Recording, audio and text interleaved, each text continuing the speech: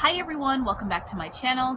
I'm Shamira Benson, one part of Team Benson, and today I want to talk to you guys about something that I get a lot of questions on, and that is my worm bin. Okay guys, so let's talk worms. So I grow a worm called a red wiggler worm.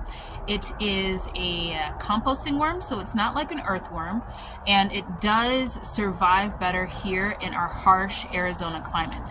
So we get up to temperatures of about, I would say like 118 regular summers, 125 those really bad summers. And these worms are able to live and be okay. So, but they do need a couple of things in order to help them live. One of the things is going to be food.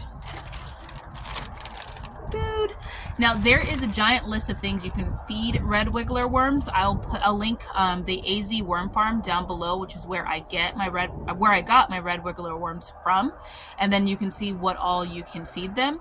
But I like to feed them scraps out of my garden. So I save all different types of things that I grow in my garden because I don't know what is being sprayed on things that are in grocery stores. So instead of depending on chime is loud. Instead of depending on things that I am buying from the grocery store and feeding them scraps from that, I would rather keep my garden organic and healthy and feed them the scraps that come out of my garden. So any type of extra leaves I feed them. When I grow like cucumbers, they'll get like the cucumber rinds and the peels. When I grow things like melons, they'll get the melon rinds. I don't really do tomatoes or peppers. Sometimes I'll do tomato skins, so they'll get those. Peppers I don't really do because I don't like spicy things. And then I don't do a lot of citrus, which I don't grow a lot of citrus. I only grow my limes, my dwarf Mexican limes. So every now and then I will give them the rind or two of one of those just to kind of mix it up. But everything I need that we use for ourselves or for my worms all comes out of this small space garden. So if you guys think that you need a lot of space, you really, really don't.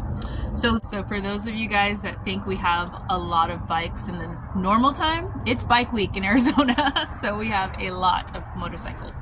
So this right here is going to be some, I think it's just some lettuce that I have. Yeah, this is some old lettuce that I had frozen.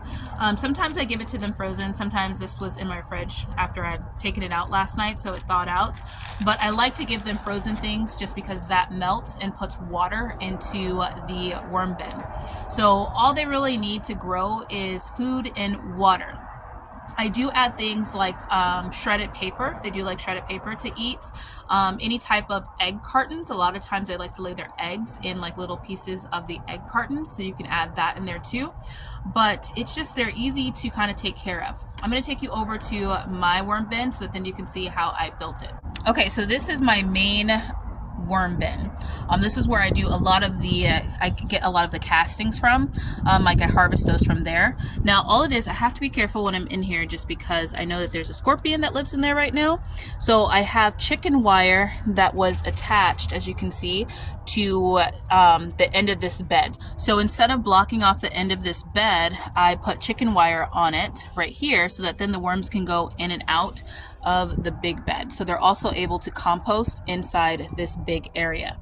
Now I feed them in here, so a lot of times their concentration of their poop will be in here too, this is where I can harvest a lot of their worm castings from. So I just section it off, bricked it off to make like a box, and then I have a lid to keep them covered. Worms don't like to be in the light, and I don't want that soil to dry out that's in there, so I cover it to kind of keep it moist and dark in there. And then I just put in layers of food. So all I did was just dump that bag in there, and this is a little bit dry, but I'll just kind of mix that over there. Now, as you can see, the dirt is a lot more granular, and that is worm castings. So the majority of this worm bin is worm castings and not actual like dirt.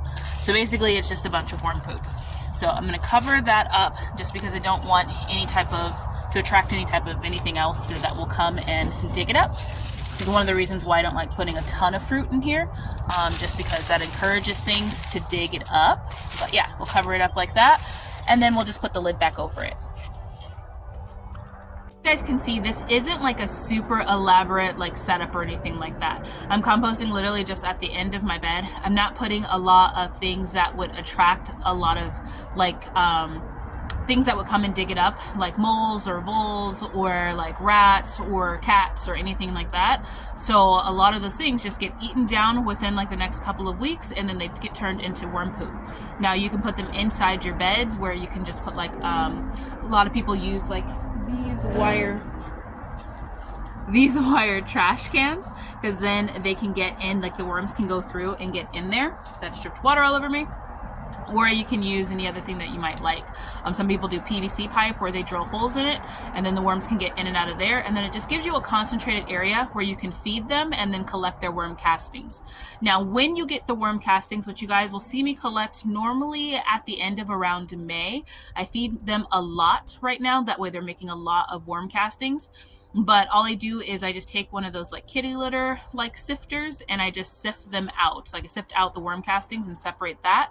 And then that's what I use to then sprinkle about my garden. And that just gives me a lot of extra nutrients, because worm castings are a really good fertilizer for your garden. So when it comes to feeding them, I feed my worms pretty much on a regular basis, every like 2 weeks, just because I kind of know like how much they're eating and how much they're kind of like populating. If I want them to populate more, then I feed them more, and worms are kind of smart. They won't overpopulate themselves. So they'll have as many worms as they think that they should have. And then they'll go celibate after that until there's like more food available or more space available. So they don't outgrow their environment essentially. So yeah, those are just basically like simple things that I can think of to talk to you guys about worm castings. If you have any particular questions that you want answered, please comment down below and I can answer those questions for you. But it's getting windy. I could hear another motorcycle gang. So until next time, grow yourselves a garden, because even a small space can provide you with tons of food. And Shabbat Shalom to everybody that celebrates. Bye guys. But before we head in, let's just admire all of these black cherry tomatoes, grown mainly by worm castings.